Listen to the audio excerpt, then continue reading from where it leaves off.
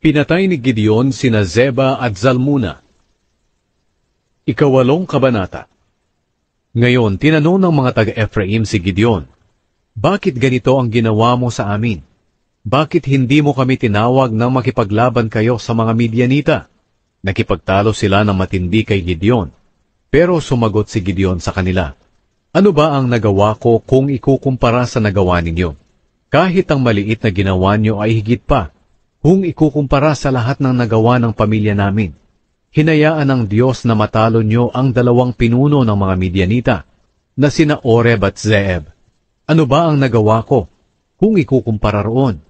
Nang masabi ito ni Gideon, huminahon na sila. Pagkatapos, tumawid si Gideon at ang 300 tauhan niya sa ilog ng Hordan. Kahit pagod na, patuloy pa rin nilang hinabol ang mga kalaban nila. Nang makarating sila sa Sukot, humiling si Gideon sa mga taga roon. Sinabi niya, "Pahingi po ng pagkain. Pagod at gutom na kami.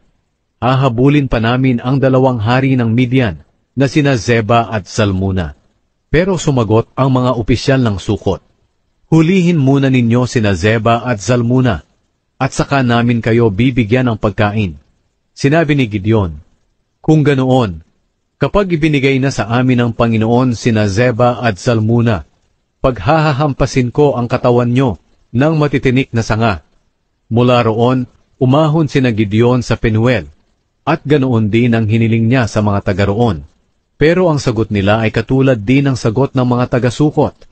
Kaya sinabi ni Gideon sa kanila, "Pagkatapos naming manalo sa mga kalaban namin, babalik kami rito at gigibain ko ang tore ninyo."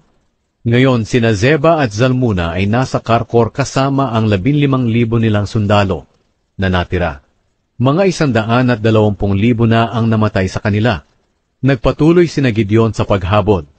Dumaan sila Gideon sa lugar ng mga taong nakatira sa Tolda, sa silangan ng Noba at Jogbeha. Sa kanila biglang sinalakay ang mga Midianita. Tumakas sina Zeba at Zalmuna, pero hinabol sila ni Gideon at nadakip. Kaya nataranta ang lahat ng sundalo nila. Nang umuwi na sina Gideon mula sa labanan, doon sila dumaan sa paahong daan ng Heres. Nakahuli sila ng isang kabataang lalaki na taga-Sukot, at tinanong nila kung sino-sino ang mga opisyal ng Sukot.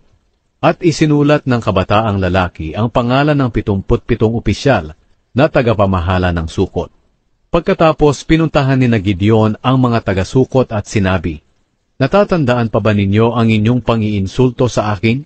Sinabi ninyo, hulihin muna ninyo sina Zeba at Zalmuna, at saka namin kayo bibigyan ng pagkain. Ngayon, heto na sina Zeba at Zalmuna." Kinuha ni Gideon ang mga tagapamahala ng Sukot at tinuruan sila ng leksyon sa pamamagitan ng paghampas sa kanila ng matitinik na sanga. Giniba rin niya ang tore sa Penuel at pinatay ang mga lalaki roon. At tinanong ni Gideon sina Zeba at Zalmuna, "Ano ba ang itsura ng mga lalaking pinatay nyo sa Tabor?" Sumagot sila, "Katulad mo na parang mga anak ng hari."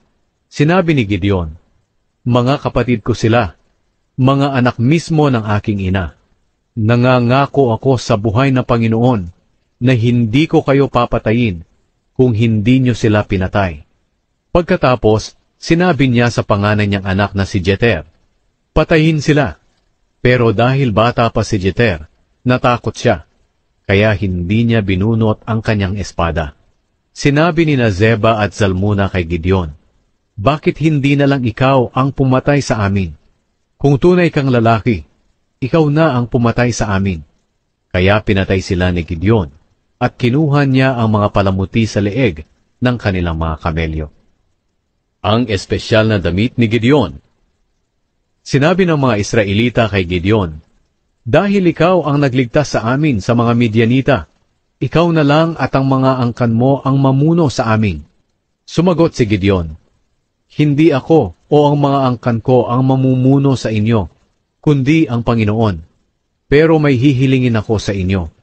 Maaari bang ang bawat isa sa inyo ay magbigay sa akin ng mga hikaw na nasamsam nyo sa mga Midianita?" Nakahikaw ng ginto ang mga Midianita, ayon sa kanilang nakaugalian bilang mga Ismaelita. Sumagot ang mga tao, "Oo, bibigyan ka namin." Naglatag sila ng isang damit, at naglagay ang bawat isa roon ng hikaw mula sa nasamsam nila sa mga Midianita. Ang bigat ng mga gintong hikaw na natipon ay 20 kilo. Hindi pa kasama ang mga dekorasyon, kwintas, damit na kulay ube ng mga hari ng Midian, at ang mga nakasabit sa leeg ng mga kamelyo nila. Mula sa natipon na ginto, nagpagawa si Gideon ng isang espesyal na damit, at inilagay ito sa bayan niya sa Ofra. Muling tumalikod ang mga Israelita sa Diyos, at sumamba sa ipinagawa ni Gideon. Naging malaking bitag ito kay Gideon, at sa kanyang pamilya. Lubusang natalo ng mga Israelita ang mga Midianita, at hindi na nakabawi pa ang mga ito. Naging mapayapa ang Israel sa loob ng 40 taon, habang nabubuhay si Gideon.